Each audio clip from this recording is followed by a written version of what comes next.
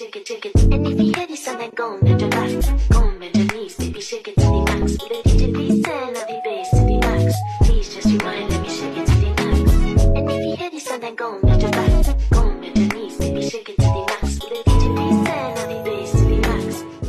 What's up, good people? Listen, it's Nikki Blends with another episode of Legacy Speaks. Today's topic, app etiquettes. I think when we think about old school barbershops, we think about those long days of sitting in the shop hoping to be called next, or your name being penciled in the book for the lineup of the day. And in a lot of cases, that's time that has been removed that we'll never be able to get back.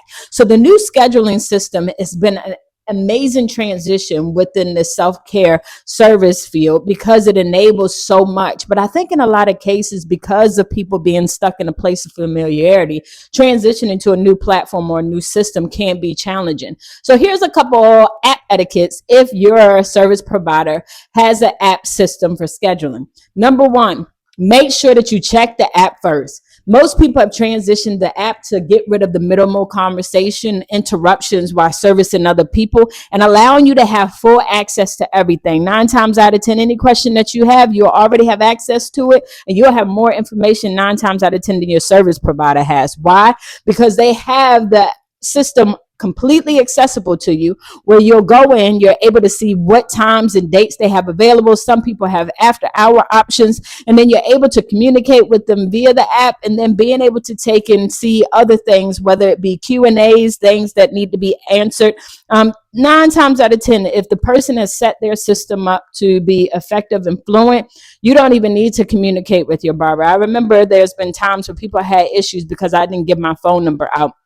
And I don't give out my phone number for multiple reasons. One being obvious, I'm a female barber, and there's been times in the past where I've had individuals come and say stuff to me just because of me being a female that happens to cut their significant other. So I said I wanted to eliminate any misunderstanding because of the exchange of phone numbers. The second thing is because of people not understanding boundaries. When it comes down to businesses, people have business hours for reasons, but because of the tradition of the barbershop or self-care providers, it's always been like on this, hey, when I need you, I can slide in. So I can be honest that being a new age barber, it has been challenging with the transition in some cases because people have always just been used to the accessibility of their provider as opposed to respecting boundaries of time. And so with that being said, most of the apps have a way for you to be able to communicate with your barber, your nail tech, your stylist in so many different ways that they'll see the message during their business hours. Somebody just made a post where they said it's important to understand that as a service provider, we don't work for our guests or clients as most people would use. And what that simply means is that the individuals that we service, you pay for that time. That does not grant access outside of that time at the means of the disposable of a need. And so if you're not paying for my life insurance, you're not paying for my health care, you don't have me on payroll, that means that you can't access me all time.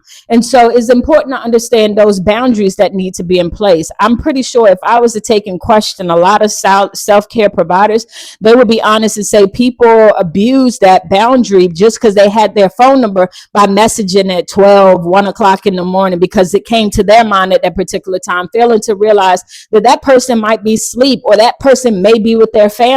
But because of having that personal, and before I did a video where I talked about it's important to set the boundary between professionalism and personal, that you can't cross that. And in a lot of cases, when it comes down to meeting people or having an interest in anything, we've always said, yo, can I get your number so I can contact you? Is it cool that I get your number? Yo, hey, take my number. And that crossed over to a certain level because everybody doesn't have your phone number. And so I wanted to eliminate that misconfusion to make sure that when it came down to booking, people knew exactly where to go. Have I lost some people because of the booking app? Absolutely. But have I also gained? Definitely. The Cut app is an amazing source because not only is it a place where I can streamline my information, whether it be booking, have a clear pathway for communication, or set my expectation, pricing, and everything up front with no questions asked, it also has been a marketing tool for me.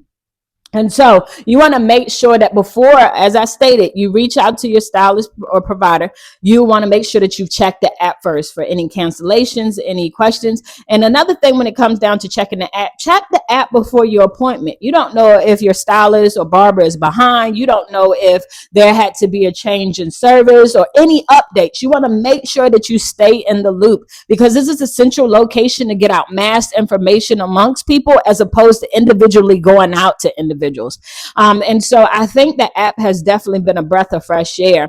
Another thing you want to take and keep in mind is that most people have set up where you can get some incentives. I know I personally do, where if you take and refer someone, it's an incentive, but you have to go through the app and you have to use your link. If you take and use get so many haircuts, you're able to get a discount when it comes down to the cut. And so I know in a lot of cases, this transition into technology can be complicated, can be something totally different. But let's step back and think. Imagine how much time you've been able to gain because you're not sitting around in the barbershop hoping that you're next, because you booked your appointment, and 9 times out of 10, while they may not be on time, hopefully there'll be an open line of communication. You're next in line. The next thing is that you've been able to save on money, because in all cases, like with things changing in the world, people are increasing prices. I personally have. And so it helps you to know, okay, is this in my budget? Is it not? Because you don't have to come in and get a different price every time. You see that price up front, you know what to pay, and you know what you need to do to make sure that you have enough money. And if I'm not the one to service you, then you're able to go through the app and find more people. And another benefit is that you're able to take and keep that paper trail of communication. You're able to, have access to the schedule. That's why I said 9 times out of 10, you know more about the barber's schedule than what they do. Because for me, once it's open, it's open.